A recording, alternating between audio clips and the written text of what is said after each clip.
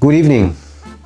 The market just hit another all-time high, which means millions of people are staring at the S&P 500 right now, thinking if I invest today, tomorrow will be the next crash.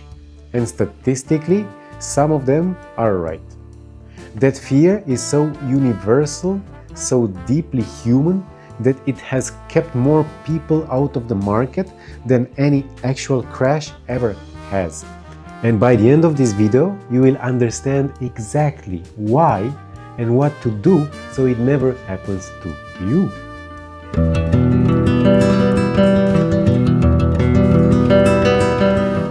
This channel is about financial freedom and living a good life. And the question we are answering today is the one that sits between most people and the life they actually want. Because the money is there, the knowledge is also there, and the intention exists. And still, nothing happens. The trading app gets opened and closed. The decision gets postponed, and the moment never feels quite right. The gap between knowing and doing, that is what we are talking about today.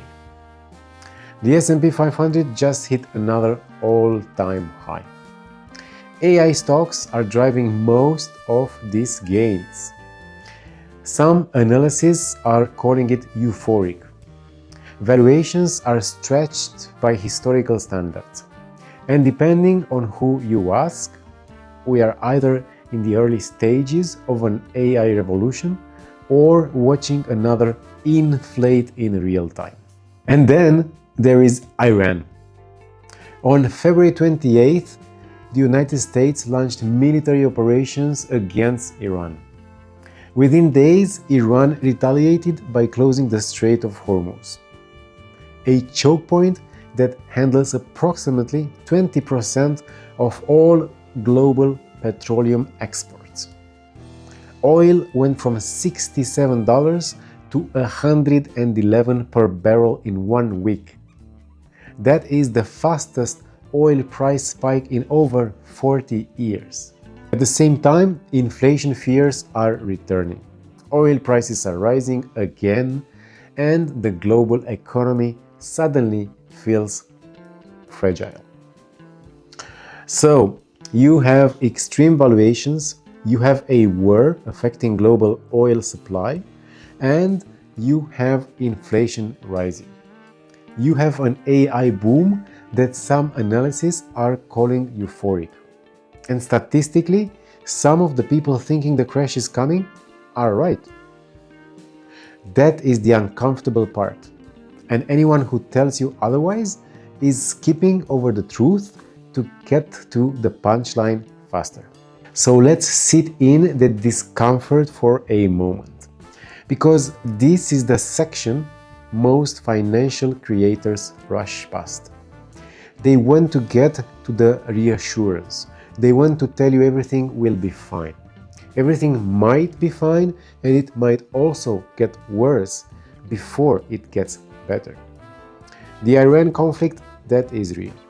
The AI valuations are stretched by historical standards. A correction of 15 to 30% is the most probable scenario according to several analyses, with historical 4-year market cycles suggesting stocks could face the most pressure through mid to late 2026. You are allowed to feel uncertain about this. Every single person who ever invested did it while something terrifying was happening in the world. The question was what you did while it was. People thinking what it felt like to invest in 2013, the US was still climbing out of the 2008 financial crisis. Unemployment was high and people were calling the recovery fake. Everyone was waiting for the other shoe to drop. The S&P 500 returned 32% that year. Fast forward to 2017, every headline was political chaos. trade wars starting, and unprecedented uncertainty. Surely this was not the moment to put money in, but the market returned 22%. 2020, a global pandemic shut down the entire world economy. Unemployment hit levels not seen since the Great Depression. If there was ever a moment to stay out, that was it. But the S&P 500 ended the year up another 18%. And the people who bought at the bottom in March 2020 doubled their money within 12 months. Every single decade looks terrifying from inside it. Wars, inflation, recession, bubbles, political crisis. The list of reasons to wait has never been short. And yet, the market over long enough periods of time has gone up through all of it. The S&P 500 has never generated a negative total return over any rolling 20-year period. Not through wars, not through oil crisis. That is not a guarantee about the future, but it is 60 years of data telling you something very important about the patience. What is your fear that has kept you from investing or investing more? Say it out loud, because naming it is the first step to seeing it clearly. And then feel free to fill out the comment section until the YouTube service crashes. Waiting for certainty sounds like the smart move, yeah. The problem is that certainty almost always arrives at higher prices. The people who waited for 2013 to feel safe, who waited until the recovery looked real, until the headlines calmed down, until it felt right, they bought in 2014 at higher prices, having missed one of the best years the market had in a decade time. The people who waited for 2020 to feel safe bought in late 2021, right before a significant correction. Waiting for the moment to feel right is one strategy. It just tends to be an expensive one. And here is the thing about all-time highs specifically, because the fear around them is real and worth addressing directly. The S&P 500 hit an all-time high this April, even with a war in Iran, even with the IMF cutting growth forecasts, and even with the oil at $111 per barrel. Markets spend a huge amount of time at all-time highs. Every all-time high is historically looked at that time like a peak. And most of them were not the peak, they were just the new floor. The real enemy is paralysis. Not crashes, not bad timing, paralysis. The people who open the investing app and close it again, who research for 6 months and never buy, or who wait for one more piece of information before making the move, who tell themselves they will start when things feel more stable. Stable is not coming. Stable has never been the default setting of our world. There is always a reason to wait, and there is always a conflict, always a valuation concern, and always a headline designed to make you feel like now is the wrong time. Meanwhile, compound interest is running for everyone who is already in. Every month you wait is a month of compounding you cannot get back. How many times have you opened an investing app and closed it without doing anything? Drop it in the comments. I promise you the number is higher than you think it should be. And I promise you almost everyone watching has done this at least a good number of times. Now, here is the part that sounds counterintuitive. Market crashes create millionaires. When the market drops 30%, the people who stay in, who keep their automated monthly contributions running, who add to their position instead of running from it. They are buying the same asset at 30% off. And when the market recovers, and it has recovered every single time, those discounted purchases compound into outsized returns. The people who build serious wealth through investing were almost never the people who timed it perfectly.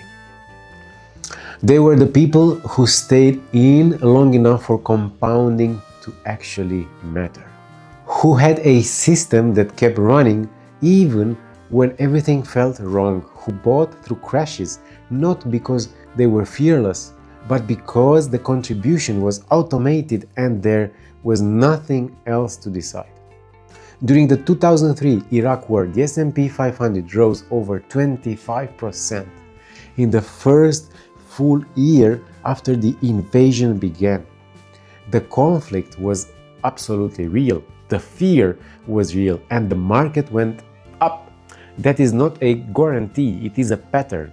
And the pattern is consistent enough that building your strategy around it rather than around your fear is the rational move.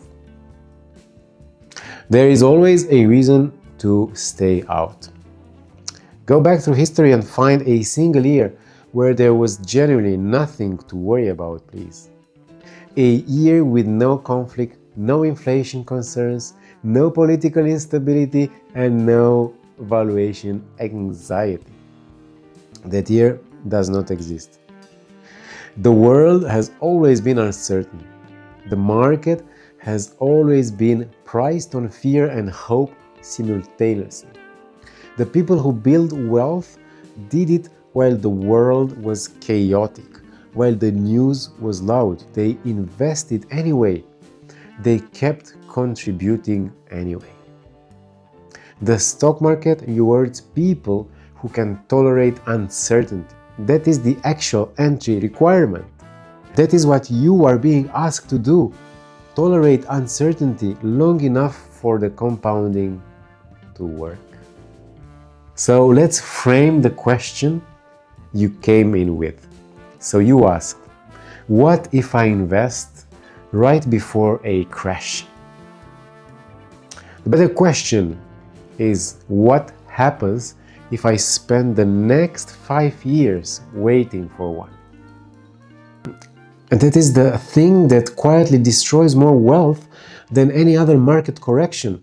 5 years of sitting on the sidelines, 5 years of compounding, running for everyone else while you waited for the world to feel safer.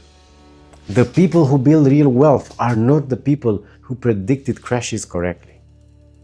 They are the people who stayed invested long enough that the crashes stop mattering.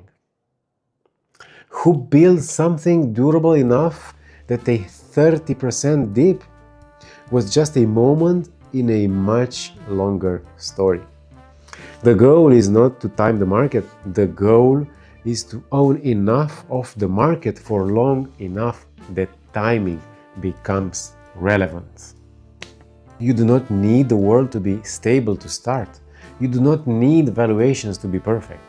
You need a monthly contribution, automated, pointing at a single index fund, running every single month, regardless of what the headlines say. That is the system. That is the whole answer to the question you came in with. Invest anyway. Stay in it. Let time do what only time can do. The goal was never to become a genius investor. The goal is to build a life where money stops controlling every decision you make, where you wake up on a Tuesday and the day is simply yours, where the market can do whatever it wants and you are fine either way because you started early enough and stayed consistent long enough. That life is built on one decision made on an ordinary day when the world felt uncertain. As Giuseppe Tomasi di Lampedusa wrote in his famous novel, The Leopard, if we want things to stay as they are, things will have to change. Life is easy, it's only us that we complicate it. If this kind of psychology is useful to you, feel free to subscribe. That is what this channel is all about. Arrivederci.